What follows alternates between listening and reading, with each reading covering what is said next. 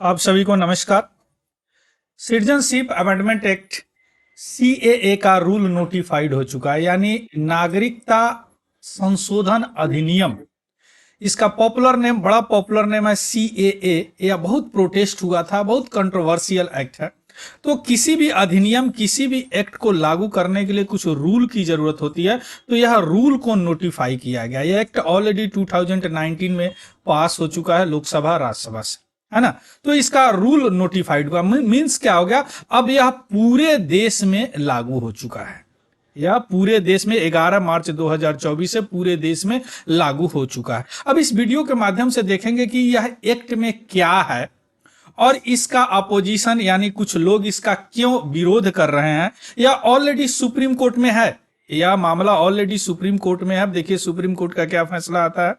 तो ये सारी चीज इस वीडियो के माध्यम से हम जानने का प्रयास करेंगे। चलिए शुरू करते हैं न्यूज। लेकिन उससे पहले अगर आप नए हैं और इस वीडियो को देख रहे हैं तो प्लीज इस चैनल को सब्सक्राइब कीजिए। चलिए शुरू करते हैं क्यों चर्चा में। लगभग चार साल से ज्यादा समय यानी 2019 में ऑलरेडी पारित हो चुका है पार्लियामेंट से, संसद से, लोकसभा राज्यसभा दोनों से पारित हो चुका है। यह सिटीजनशिप अमेंडमेंट एक्ट यानी नागरिकता संशोधन अधिनियम 2019 पारित होने के बाद 11 मार्च 2024 को होम मिनिस्ट्री यानी गृह मंत्रालय द्वारा इसका रूल जो है वह नोटिफाई हो गया, जो इंप्लीमेंट करेगा इस कानून को। इस कानून को लागू करने के लिए हम शुरू में बताएं कुछ रूल की जरूरत होती है। यह रूल को नोटिफाई कर दिया गया ई गैजेट के माध्यम से, है ना, यानी इलेक्ट्रॉनिक गजट के माध्यम से इसको नोटिफाइड कर दिया गया। क्लियर। यह जो रूल है 39 पेज यानी 39 पेज का रूल है और इस रूल में बताया गया है कि कौन सा मॉडल है, मॉडलिटी क्या होगी, क्या प्रोसीजर होगा, कौन से इंडिविजुअल एलिजिबल होंगे या इंडियन सिटीजनशिप को अप्लाई करने के लिए। यह एक है सिटीजनशिप, तो क्या होगा, नागरिकता प्रदान करेगा सिटीजन को, नागरिकता प्रदान करेगा किसी इंडिविजुअल को। तो कौन कौन इसके एलिजिबल है और कैसे अप्लाई करेंगे, क्या प्रोसीजर है, ये सारी इस रूल में बताया गया है। क्लियर। इसके अलावा इस रूल में है कौन सा डॉक्यूमेंट चाहिए आपको अप्लाई करने के लिए, क्या क्या पेपर वर्क आपको कराने होंगे, क्या जरूरत है जो आप इस सिटीजनशिप को क्लेम करने के लिए, नागरिकता को क्लेम करने के लिए, ऑफ कोर्स इंडियन नागरिकता, भारतीय नागरिकता को क्लेम करने के लिए। क्लियर। सबसे पहले समझिए यह सिटीजनशिप एक्ट है, इसमें सिटीजन यानी नागरिकता प्रदान की जाएगी किसी इंडिविजुअल को। अब कैसे प्रदान की जाएगी, क्या प्रोसीजर है, क्या एलिजिबिलिटी क्राइटेरिया है, क्या क्या डॉक्यूमेंट लगेंगे, ये सारी रूल में बताया गया है ना। इसीलिए बताया जा रहा है कि यह पूरे देश में लागू हो चुका। अब यह जो आपके सवाल होगा कि 2019 में यह पास हो गया, ऑलरेडी प्रेसिडेंट साहब का भी साइन हो चुका, तो यह अभी तक क्यों। तो इससे पहले भी सबसे पहले इसे 10 जनवरी 2020 को आसाम में नोटिफाई किया गया, पार्टिकुलरली आसाम में। उस समय बहुत प्रोटेस्ट भी हो रहे थे, उस प्रोटेस्ट के बीच में ही इसको नोटिफाई किया गया, लेकिन यह नहीं इंप्लीमेंट हो चुका, नहीं लागू हो चुका। क्यों? क्योंकि उस समय कोई रूल ही नहीं था। लेकिन फिर 2022 में गवर्नमेंट ने 31 डिस्ट्रिक्ट में, जो डिस्ट्रिक्ट कलेक्टर है या होम सेक्रेटरीट है 9 स्टेट का, उनको यह ऑर्डर दिया कि आप इंडियन सिटीजनशिप ग्रांट कीजिए, है ना, इंडियन सिटीजन प्रदान कीजिए इस एक्ट के तहत। ऑलरेडी हमारे पास सिटीजनशिप एक्ट 1955 है, इसलिए इसको अमेंडमेंट यानी संशोधन एक्ट 2000। वह 9 स्टेट क्या है, गुजरात है, राजस्थान है, छत्तीसगढ़ है, हरियाणा है, पंजाब है, मध्य प्रदेश है, उत्तर प्रदेश है, दिल्ली है और महाराष्ट्र है। तो ऐसी बात नहीं है कि पहली बार ये लागू हो गया, ऑलरेडी 31 डिस्ट्रिक्ट में जो 9 स्टेट में है। यह डिस्ट्रिक्ट इसलिए चूंकि यहां सबसे ज्यादा माइग्रेंट यानी बाहर के कंट्री से लोग आए हुए हैं। अब हम आते हैं एक्ट पे, समझ गए। अभी तक आप समझे कि यह एक्ट क्या करता है, नागरिकता प्रदान करता है। क्लियर। अब कैसे नागरिकता प्रदान करेगा, इसका रूल जो है यह नोटिफाई हुआ है, बताया गया। ठीक है। अब हम चलते हैं रूल में क्या बताया गया। इस रूल में सबसे पहले आप समझिए कि यह सिटीजनशिप एक्ट 1955 ऑलरेडी हमारे पास है, उसमें संशोधन किया गया है। संशोधन करने के बाद कुछ प्रोविजन इसमें ऐड किए गए। उस प्रोविजन में क्या है, जो भी माइग्रेंट है यानी बाहर के कंट्री से, जो दूसरे देश से जो लोग आते हैं, उसमें इस रिलीजन का यानी 6 रिलीजन उसमें एक्ट में बताया गया है, जो हिंदू हैं या सिख हैं या बौद्ध हैं या जैन हैं या पारसी हैं या क्रिश्चियन हैं, ईसाई हैं। क्लियर। यह लोग, ये सारे धर्म के लोग जो 31 दिसंबर 2024 से पहले इंडिया में आए हैं, इंडिया में आ चुके हैं। क्लियर। किस किस कंट्री से? पाकिस्तान से, अफगानिस्तान से और बांग्लादेश से। इनको सिटीजनशिप दे दिया जाए।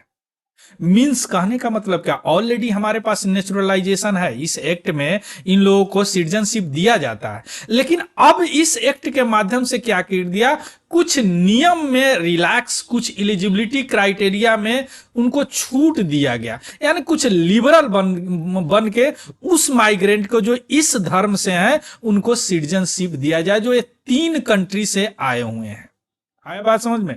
पहले क्या था कि कम से कम 11 साल ये रहेंगे, अब इसको 5 साल कर दिया गया है ना, 31 दिसंबर 5 साल, चूंकि एक 2019 में। तो इसमें लिबरल होके कुछ में छूट दे के एलिजिबिलिटी क्राइटेरिया में ये जो 6 धर्म है 1 2 3 4 5 6 इनको नागरिकता प्रदान किया जाए। मीन्स इन लोगों को नागरिकता आसानी से प्रदान किया जाए जो ये 3 कंट्री से आए हैं। देखिए एक कंट्री भी स्पेसिफाई है एक्ट में, पाकिस्तान, अफगानिस्तान और बांग्लादेश। क्लियर। लेकिन यह पूरे देश में लागू नहीं होगा। कुछ एरिया है जो मेनली जो ट्राइबल एरिया है, जिसमें ट्राइब रहते हैं, अनुसूचित जनजाति रहते हैं, नॉर्मली जो नॉर्थ ईस्ट आसाम हो गया, मेघालय हो गया, मिजोरम हो गया, त्रिपुरा हो गया, इस एरिया में यह लागू नहीं होगा। दूसरी बात कि जो एरिया में इनर परमिट लाइन की जरूरत होती है, इनर परमिट लाइन माने नॉर्थ ईस्ट में कुछ पहाड़ों पे जो ट्राइबल लोग रहते हैं और लैंड के लोगों को या पहाड़ों पे जाने के लिए एक परमिट की जरूरत होती है, जो ब्रिटिश काल से ही लागू है, जिसको इनर लाइन परमिट कहते हैं।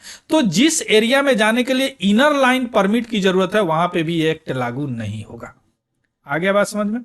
अब यहां पे मेन जो कंटेंशन है, मेन जो मुद्दा है विरोध करने का, कि इसमें मुस्लिम नहीं है, इसमें मुस्लिम की कहीं चर्चा नहीं है ना। अब गवर्नमेंट का क्या कहना है ये भी देखेंगे।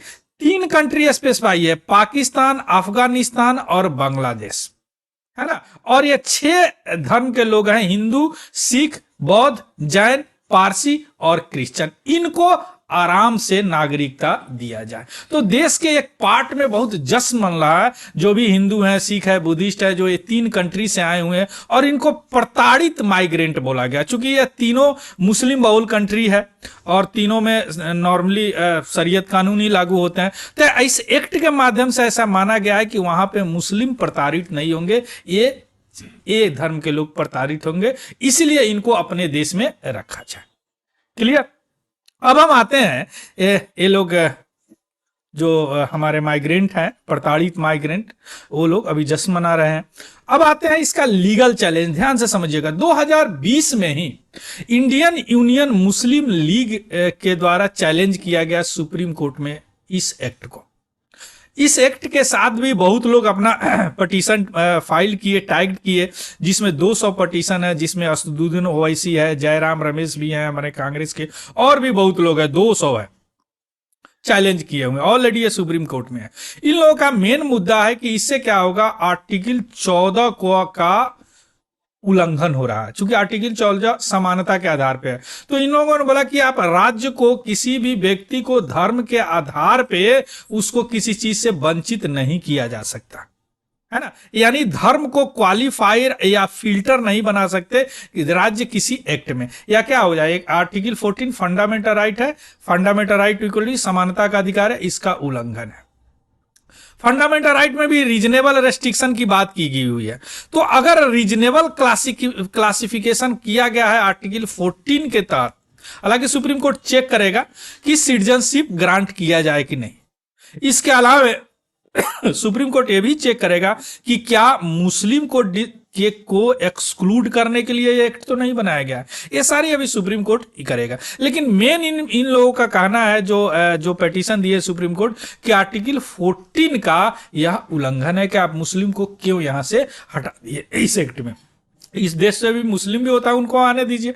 अब गवर्नमेंट का क्या कहना है वो देखिए, गवर्नमेंट कैसे डिफेंड करता है इस एक्ट को। अभी तो आप अपोजिशन का देख लिए, जो लोग इनका विरोध कर रहे हैं।